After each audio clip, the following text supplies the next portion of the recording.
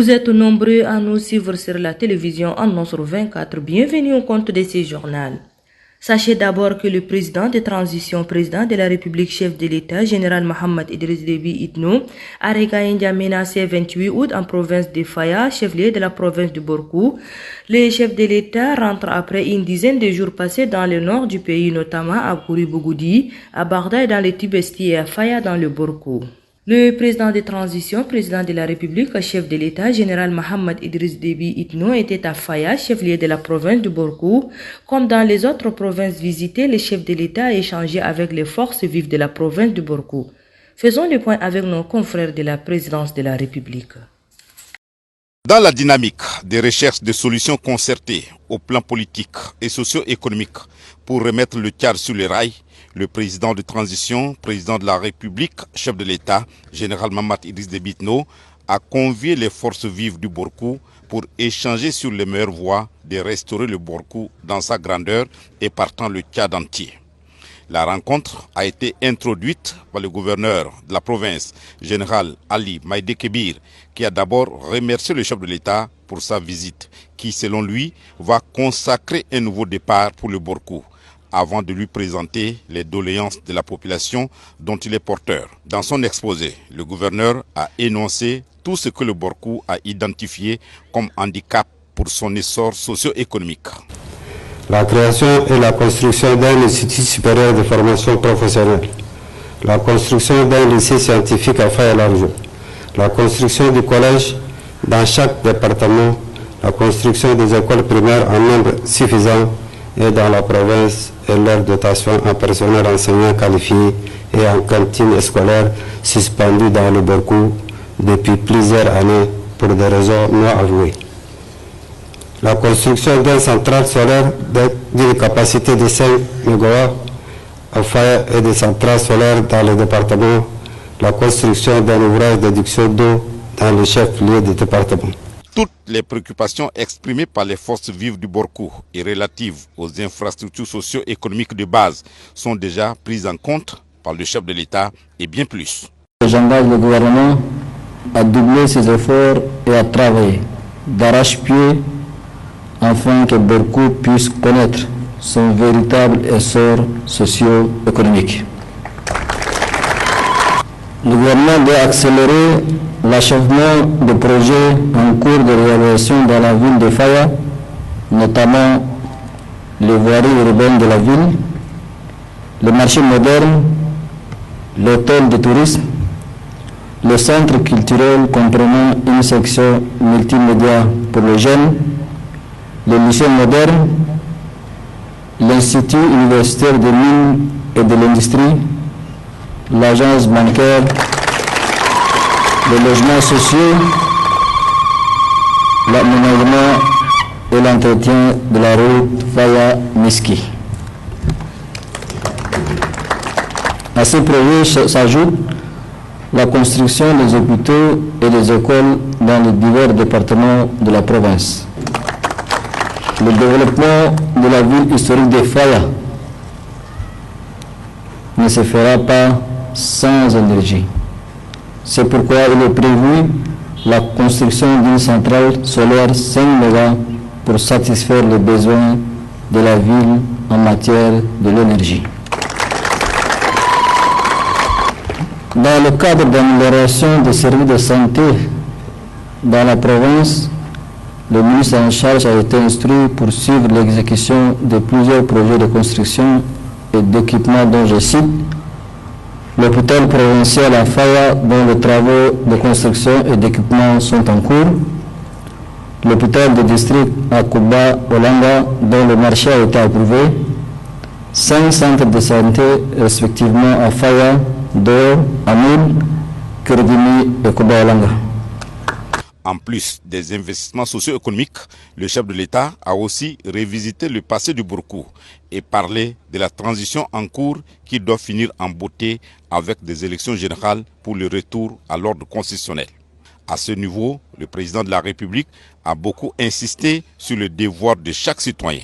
Le président de transition, qui voit un avenir heureux pour le Borkou et le Tchad dans son ensemble, a plaidé pour la culture de la paix, le vivre ensemble et l'unité citoyenne pour relever les défis. Le conseiller national Mohamed Saleh Moussa a honoré ce 27 août 2023 10 filles du lycée féminin ayant décroché le baccalauréat avec une mention bien et assez bien. Une cérémonie qui a vu la présence de plusieurs personnalités. Suivez les reportages de Diori et Abdoulaye Didou. Au total, 10 filles du lycée féminin ayant obtenu le baccalauréat avec une mention bien et assez bien ont été honorées par le conseiller Mohamed Saleh Moussa à travers son projet pour un enfant, une éducation, je m'engage. Une cérémonie qui a vu la présence du secrétaire général du ministère de l'Éducation nationale, du président de la Cour suprême, du maire de la commune du 5e arrondissement et des conseillers nationaux ainsi que les parents et amis des lauréats. Dans son mot de circonstance, l'initiateur Mohamed Saleh Moussa a salué la présence de tous avant de souligner l'objectif de ce projet. Que cette cérémonie s'inscrit dans le cadre du projet pour un enfant, une éducation, je m'engage. Donc je suis l'initiateur. Lorsque nous avons décidé de lancer ce projet à Mao, dans la province du Kanem, notre souhait était que chaque enfant mérite la lumière de l'éducation pour bâtir un avenir radieux. Car pour réussir, ces enfants ont besoin de notre aide, notre soutien, notre appui, notre encadrement, un fil soit actif. C'est donc un pari pour l'avenir du Tchad que nous avons fait.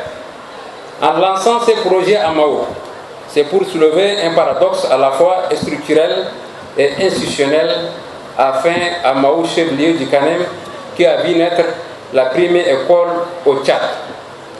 Plusieurs écoles et collèges et lycées sont sans clôture. Aussi, le taux de scolarisation des enfants en général et les scores de la scolarisation des filles en particulier ne sont pas sous des pluies plus récentes. Il fallait agir sur les facteurs qui freinent à cette déscolarisation des enfants. C'est pourquoi, depuis l'année dernière, nous avons mis en place un groupe de 100 ambassadeurs chargés de sensibiliser dans tous les ménages en langue locale afin de briser la barrière socio-culturelle qui bloque le développement de l'éducation de nos progénitures. Après un an, nous sommes en droit de nous réjouir que les premiers résultats que nous avons parvenus font état d'une nette scolarisation des taux d'inscription des filles à l'école. Aujourd'hui, c'est la ville d'Indiamena et les lycées féminins dans la commune du 5e arrondissement qui sont à l'honneur. Si nous avons décidé d'intervenir dans cet établissement, c'est parce que le lycée féminin est le seul établissement secondaire public dédié à la jeune fille.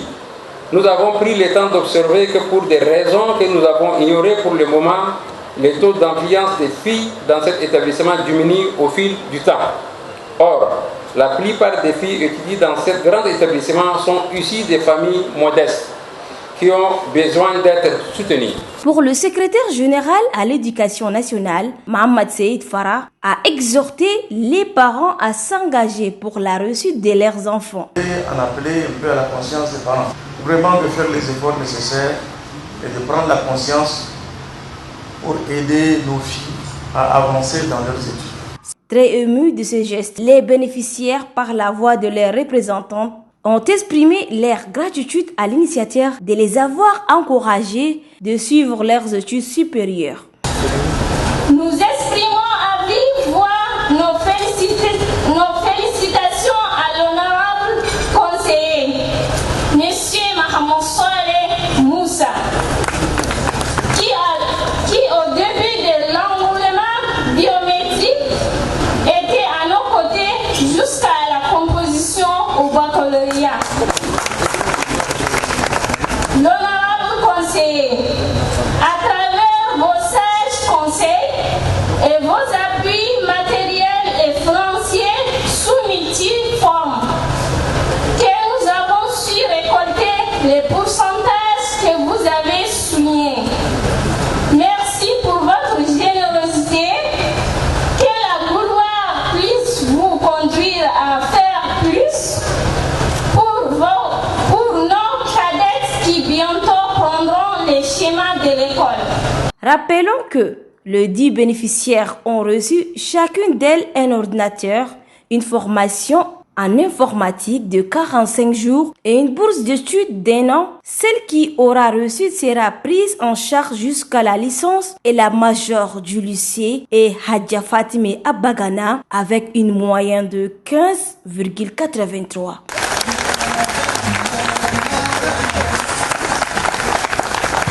Et puis, le syndicat de mototaxis du Tchad a tenu ce 28 août 2023 au sein de la commune du 5e arrondissement une rencontre avec les clans domaines ainsi que les responsables de la dite commune. Le secrétaire général du mototaxi du Tchad, Al-Amin Abdraman, a cité l'objectif de cette rencontre au micro de notre reporter Omar Mohamed Ida. Les clans domaines, avant tout, c'est un facteur de risque dans notre pays. Jusqu'à là, on ne peut pas identifier le vrai clandomane et le faux clandomane. Pourquoi on n'arrive pas à les identifier? Parce qu'ils refusent de porter les tenues. Et chaque clandomane qui refuse de porter les tenues, il ne veut pas travailler en tant qu'un vrai clandomane. C'est pour cela, Madame le gouverneur nous a demandé de descendre dans tous les arrondissements, de mettre de l'ordre. Comment mettre de l'ordre? Faire habiller les clandomane. Donc, nous demandons au maire des 10 arrondissements, avec les forces de l'ordre des arrondissements, pour qu'ils aident les syndicats des mototaxis du Tchad pour faire habiller leurs clandomane. Nous, on a la stratégie d'habiller nos clandomane, mais on n'a pas la force. On n'a pas la force. La force vient d'où? Vient des forces de l'ordre. Il faudrait que les forces de l'ordre soient derrière nous, avec les techniques que nous en avons. Je pense que nous allons réussir à faire habiller nos clandomane de la ville de N'Djamena. Et c'est la fin de cette édition. Merci de l'avoir suivi. Au revoir et à demain. Bonne suite de programme sur la télévision en Nonsur 24. Merci.